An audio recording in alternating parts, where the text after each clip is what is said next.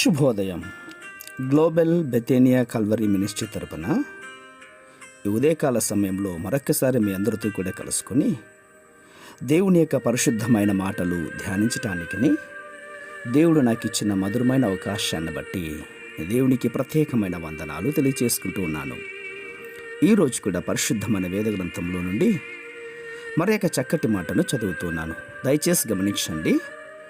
మత్తయి సువార్త 26వ అధ్యాయము 33వ వచనము చదువుతున్నాను. మత్తయి సువార్త 26వ అధ్యాయము 33వ వచనము. అందుకు పేతురు, నీ విషయమై అందరూ అభ్యంతరపడినను నేను ఎప్పుడునూ అభ్యంతరపడనని ఆయనతో చెప్పగా. దేవునికి స్తోత్రం కలుగునుగాక. అవును ప్రియులారా, పేతురు యొక్క అతిశయాన్ని ఇక్కడ మనకు కనిపిస్తోంది. వేరే వాళ్ళకంటే కూడా తాను ఎంతో యోగ్యుడినని, భక్తి కలిగినటువంటి వాడినని, అందరికంటే పెద్దవాడినని అతిశయపడుతూ ఉన్నాడు. అవును, అతిశయపడి ప్రభువులో ఉండాల్సినటువంటి వాడు ఆ దేవాది దేవుణ్ణే మరిచిన వాడుగా కనబడుతున్నాడు ప్రియులారా. అయితే దేవుని వాక్యం ఏమంటుందంటే, జ్ఞాని తన జ్ఞానమును బట్టి, శూరుడు తన శౌర్యమును బట్టి అతిశయపడకూడదు. ఐశ్వర్యవంతుడు తన ఐశ్వర్యమును బట్టి అతిశయింపకూడదు. అతిశయించువాడు దేనిని బట్టి అతిశయించాలి అంటే, భూమి మీద కృప చూపిస్తూ నీతి న్యాయములు జరిగిస్తున్నటువంటి యెహోవానైన దేవుణ్ణి బట్టి అతిశయించబడాలి అని సెలవిస్తోంది.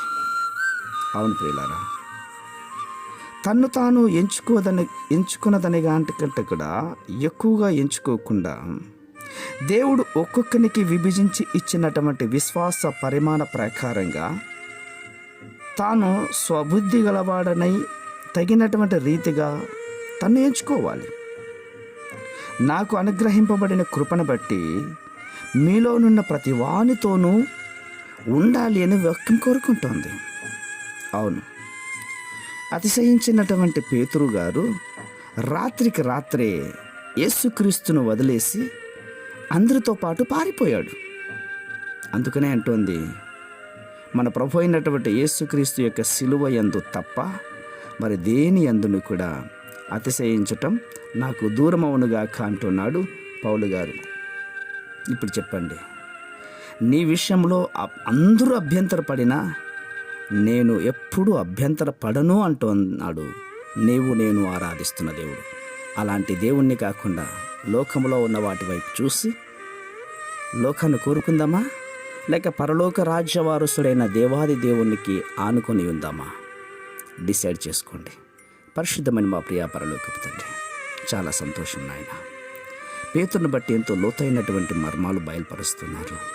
ఈ లోకంలో మమ్మల్ని అందరినీ కేవలంగా మాట్లాడిన, హేళన చేసిన, మీరు విడవక ఎడబాయక మా పట్ల చూపిస్తున్న అపారమైన ప్రేమను బట్టి దేవా, ఈ మాటలు వింటున్న వారందరినీ ఉజ్జీవములో బలమైనటువంటి ఆశీర్వాదములతో మీరు ముందుకు సాగిస్తారని విశ్వాసంగా నమ్ముచు చిన్న ప్రార్థనను మా రక్షకుడిని యేసయ్య బట్టి అడిగి వేడుకుని పొందుచున్నాం మా తండ్రి. ఆమేన్, ఆమేన్, ఆమేన్.